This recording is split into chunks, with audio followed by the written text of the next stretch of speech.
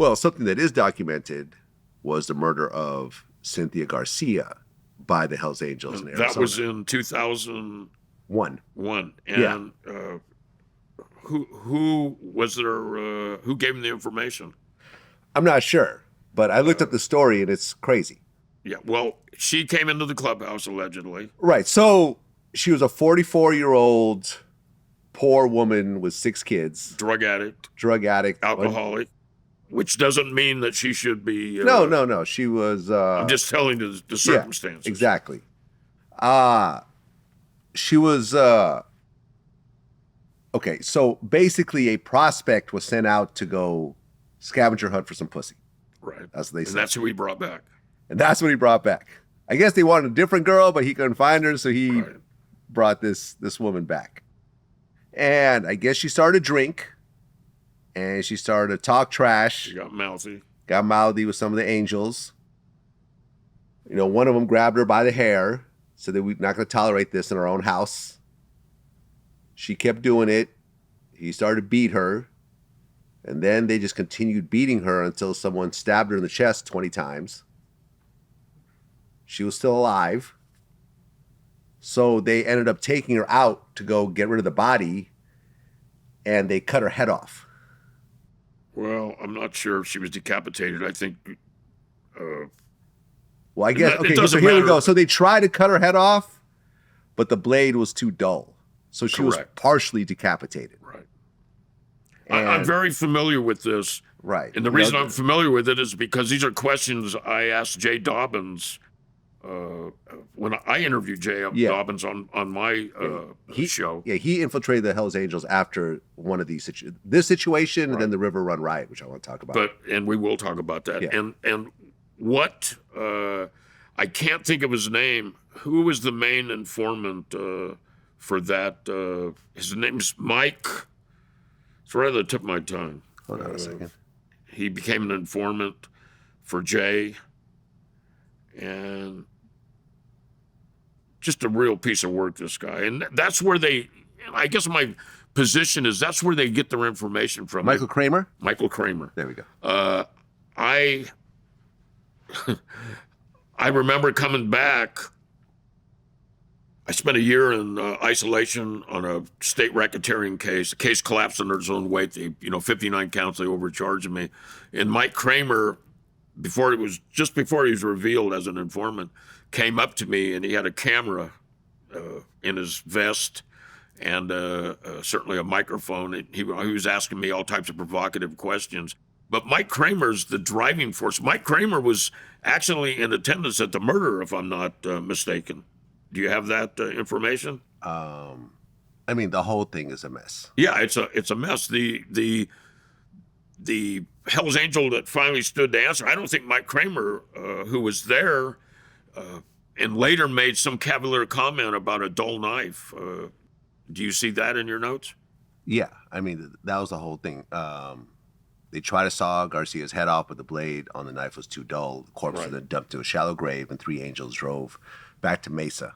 But who? And then they ended up burning up the car. Who gave the information? Kramer, exactly. Yeah, Kramer called the police right afterwards. He was there when it happened. Right. Well, I don't believe he called the police right afterwards. He called a couple days later. I believe he got busted, and he cut a deal.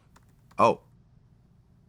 I think if you were to have Jay Dobbins and I here together, I think Jay would acquiesce to that. I asked him that. I said, "Didn't you guys abuse Kramer as a witness and informant?" I go, "You guys are willing to make a deal with the devil," and that's the excuse they always say. Well, this is what he said. Okay. So they said, and this is who? This is Wikipedia. And who says this? Well, this is a section about Kramer cooperating. Okay, but I want to know who is this Kramer's words or? Well, you'll see as I read. Okay, all right. So they said that Kramer developed a crisis of conscience after the murder. He told detectives that he had to remain. He decided to turn state's evidence because what happened in the desert was screwed up. The murder was screwed up. I didn't become an informant to make money or retaliate. I got a conscience. That's what he said. Well, I find that very convenient for Mike Kramer to say. Look, do I think that... Yeah, okay, but here we go. So I guess what the lawyers said is that Kramer characterized himself as somewhat passive participant in this whole event. He portrayed himself as having this big crisis of conscience. But the fact of the matter is he knew his ass was going to jail for the rest of his life, and he ratted first. He realized that somebody was going to rat, and so he was going to rat out first. So there you go. Yeah, I mean, he wasn't an informant before, was he? You ever heard the term "get down first"? Well, that's what it is. Get down first. That's an informant term. Well, he got down first. You know, the guy wants to make a deal, and they go, "Sorry, your partner already made a deal." He got down first, and I think that's the circumstances here. Do I condone that type of behavior? Absolutely not. And I think that a senior member, when that girl came back to the clubhouse, and this isn't an excuse for that, because there's no excuse for murdering that woman, but somebody should have interceded and said, this woman needs to leave. Every Hell's Angel clubhouse across the United States, outlaws, banditos, Mongols, whoever they are, they send the prospects out when the bars close. Hey, go find some girls for us. And, it's up to the senior members, the people that want to take the responsibility of leadership to say, this person is not appropriate to be in here. And, poor judge of character, maybe Kramer. Was Kramer the one that located her and brought her back to the clubhouse? No. Who brought her back? I don't remember that part of the story. Kelby Randolph. Okay, I don't know him. Yeah. Just right. And who was the stockbroker that ran away to South America and hid down there? I think it was Argentina. Yeah. Easke. Easke, yeah, and he's doing. Let me life. see. It's 20 years, I think. Let me see. Easke. Because it's a very complicated story. Merle Easke. Yeah, right. Yes, right. That's who went to Argentina. He was a stockbroker. Yeah. Yeah. Yeah. He escaped. He was down there hiding with the Hell's Angels down there. So in Buenos Aires. Yes. They found him living with his wife and son. They extradited him and sentenced him 19 years in prison for second-degree murder. He's getting out in 2030. Yeah.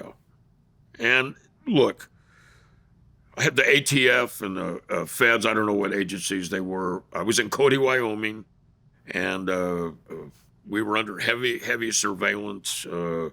They had a Black Hawk helicopter there. They kept buzzing the camp, knocking everything down. They had the Black Hawk helicopter. Then in support of the Black Hawk helicopter, they had 7 or 8 other helicopters that I guess accompanied the Black Hawk to keep it running and whatnot. They kept pressing me at that. This is when the feds were perceiving me as the de facto leader of the club. And they had thought Sonny retired and I took over. They came to me and they wanted me to talk that individual. They knew he was hiding down in Argentina. So you knew him? Yeah, they wanted me to talk him into turning himself in. And I said, you know what? You guys have a job to do. It's not my job to talk him into turning himself in. I said, I don't want him to spend the next 50 years of every time he looks in the mirror, he sees George Christie's face and says, it's his fault I'm here. I think as a leader, if you want to survive in that world, you've interviewed a lot of people in the rap game and the organized crime game, or drug game, whatever it is, law enforcement. You have to be careful what you do, what you get yourself involved in. Certain things I felt were appropriate. Sometimes after the fact, what's the point? I'm certainly not going to talk somebody into turning himself in. I mean, what's the upside of it for me as a leader? Can you tell me that?